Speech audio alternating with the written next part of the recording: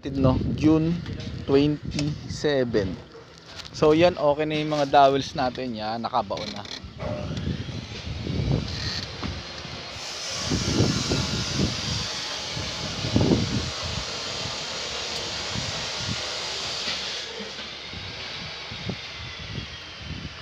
So yan.